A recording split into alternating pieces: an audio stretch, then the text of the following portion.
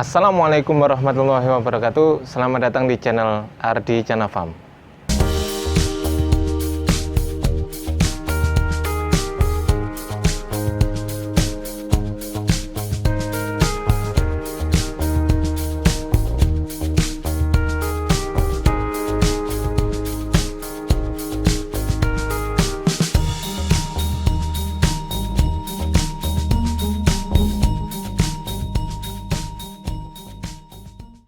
Assalamualaikum warahmatullahi wabarakatuh. Alhamdulillahirrabbilalamin. Bertemu lagi dengan saya Ardi Chana Farm. Alhamdulillah teman-teman sahabat Arbum semuanya, semoga diberikan oleh Allah kesehatan yang melimpah, rezeki yang luas, dan juga yang halal tentunya dan barokah. Amin ya rabbal alamin. Oke, pada hari ini saya akan membahas mengenai kendala-kendala yang dihadapi oleh pembudidaya ikan gabus, khususnya adalah pembesaran ikan gabus, yang mana banyak sekali memang dialami oleh petani-petani pembesaran. Jadi insya Allah di sini saya akan membahas kendalanya dan juga saya akan membahas solusinya. Jadi kita mainnya adalah solutif ya. Yang pertama, adalah pada saat kolam baru. Biasanya itu kolam semen ya, kolam semen yang baru. Meskipun sudah dibersihkan ya, kadang sudah disikat pakai daun pepaya, pakai sikat biasa, kemudian dibilas, kemudian diisi air, kemudian diisi bibit, kemudian banyak yang mati ya. Itu adalah salah satu kendala yang sering dihadapi oleh pembudidaya, khususnya yang kolamnya baru jadi seperti itu. Jadi untuk solusinya adalah, salah satunya yang paling mudah adalah jangan terburu-buru untuk tebar bibit ya, jangan terburu-buru. Jadi kita rileks saja dulu. Setelah kolam jadi, katakanlah jadi hari ini, berarti paling tidak 2 minggu lagi lah kita baru bisa isi bibit ikan gabus. Karena dalam kolam baru tersebut itu pasti ada bau semen ya, atau chemicalnya. Jadi unsur kimiawi dari semennya tersebut, kalau kita isi air itu pasti larut dia di situ. Nah, untuk menghilangkan itu, maka kita gosok, kita juga pasti menggunakan daun pepaya, kita gosok semuanya bersih. Kemudian setelah itu dibilas bersih, kemudian diendapkan lagi. Setelah diendapkan dibuang lagi dan lain sebagainya. Akhirnya diendapkan kurang lebih selama 1 minggu setelah itu ya, 1 minggu setelah itu. Tunggu saja airnya sampai sedikit berwarna hijau karena ada proses fotosintesis. Kalau di situ memang ada planktonnya atau mikroorganismenya, maka ketika kena sinar matahari dia akan berfotosintesis, maka di situ airnya akan berwarna hijau, teman-teman. Itu yang pertama. Yang kedua adalah gagal adaptasi. Bibit gagal adaptasi setelah dari petani pembibitan, kemudian di petani pembesaran. Di petani pembibitan sehat ikannya, nggak ada masalah. Kemudian di petani pembesaran ikannya pada mati semua. Ini catatan adalah bukan kolam baru ya, bukan kolam baru, alias kolam sudah lama.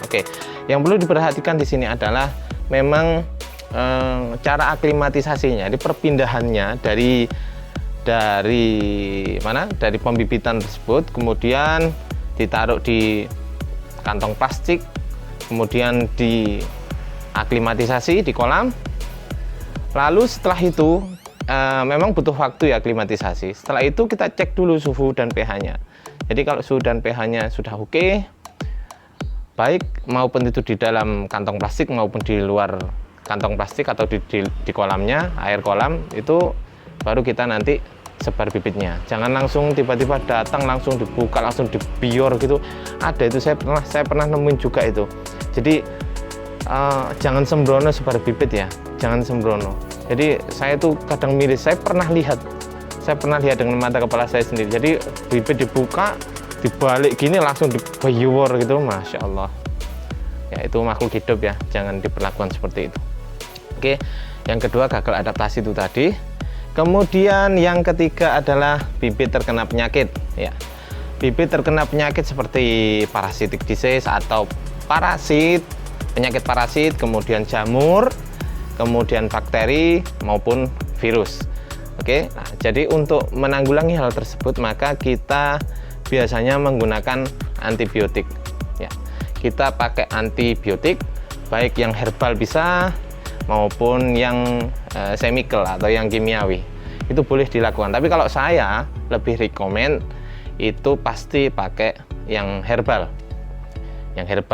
untuk mencegah timbulnya penyakit. Tapi kalau sudah sakit nanti itu bisa gunakan dua cara, bisa yang chemical maupun yang herbal, bebas, bisa dipilih. Untuk selengkapnya nanti teman-teman bisa WA ke saya. Jadi sakit ikannya sakit seperti apa, penanganannya seperti apa, nanti bisa WA ke saya. Kemudian yang berapa tadi? 3 ya. Kemudian yang keempat. Nah, yang keempat inilah ikan lama besarnya. Ikan lama besarnya lambat sekali besarnya. Itu macam-macam faktornya, macam-macam. Salah satunya adalah bisa jadi indukannya memang kecil. Jadi kalau dari pejantan dan betina yang kecil, kemungkinan besar memang bibitnya juga lambat tumbuhnya ya. Kemudian yang kedua, bisa jadi memang pemberian makannya keliru dalam artian seperti ini teman-teman. Jadi ikan gabus itu adalah ikan predator ya, ikan predator, dia karnivor.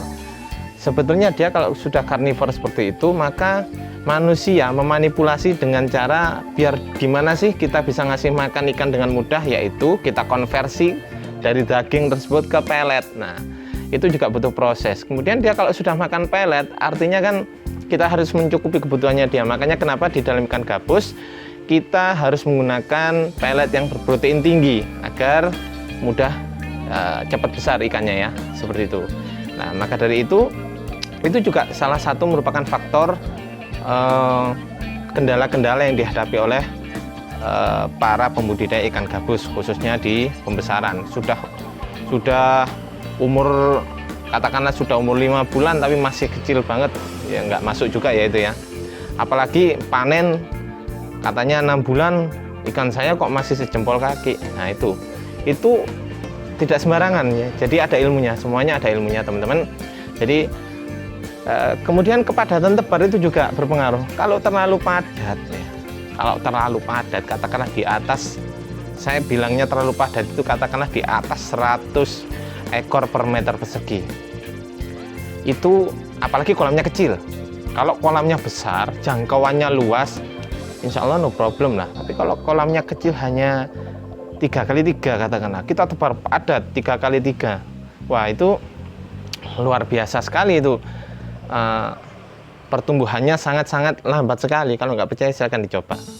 Oke, jadi yang kelima sekarang adalah kanibalisme. Nah ini juga banyak sekali berita tentang kanibalisme ya Allah, karena memang yang tahu pertumbuhannya itu adalah petani itu sendiri. Jadi gini teman-teman, kalau teman-teman ngasih makan ikan, jangan hanya dikasih makan saja, tapi dilihat juga pertumbuhannya ikan tersebut. Jadi kalau pertumbuhan ikan tersebut kita lihat di situ ada yang katakanlah ada yang ukurannya jumbo nih, segera dikuras, segera lakukan proses sortir ya, jangan ditunda-tunda. Itu 1 ekor ikan gabus yang katakanlah ukuran 20 cm, teman-temannya masih ada yang ukur 8 cm katakanlah 8 cm, itu 20 cm meter ikan gabus itu bisa habis-habisin ikan gabus yang ukuran 8 cm loh teman-teman. Jangan dibiarkan, itu sama sekali berbahaya banget ya. Jadi itu bisa habis nanti ikannya teman-teman. Jadi harus disortir, meskipun makannya, saya ngasih makannya rutin mas, pelet rutin, oke. Tapi kalau namanya ikan gabus adalah ikan karnivor ya, kita hanya berusaha untuk meminimalisir, nggak bisa menghilangkan. Kalau ikan gabus yang ukuran 20 cm, lihat ada ikan yang kecil, wah ini 8 cm, cukup nih mulut saya habis. Itu sehari bisa habiskan 10-20 ekor. Jadi berbahaya sekali ya teman-teman. Jadi jangan sampai katakanlah ditunda-tunda. Oh ini ada ikan yang gak besar nih, itu rata-rata masih kecil, mas biarlah. Jangan seperti itu. Langsung lakukan proses sortir. Proses sortir tidak dilakukan dengan bak sortir ya, tetapi kita kuras saja, kemudian yang paling besar kita ambil. Setelah kita ambil, kita taruh di kolam yang lain atau kolam karantina yang lain. Jadi yang besar sama-sama besar, yang kecil sama-sama kecil. Jadi seperti itu teman-teman. Jadi banyak yang gagal juga. Tetapi sebetulnya ada solusi gitu loh.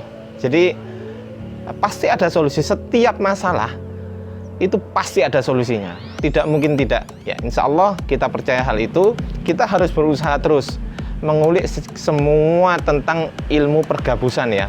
Tentu saja kalau saya mengulik berdasarkan pengalaman saya, nanti tidak cocok di sana.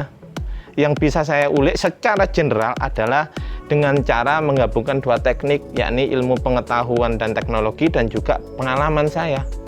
Jadi kedua-duanya harus saya sinkronisasi. Tidak boleh saya hanya pakai pengalaman saja, tidak boleh.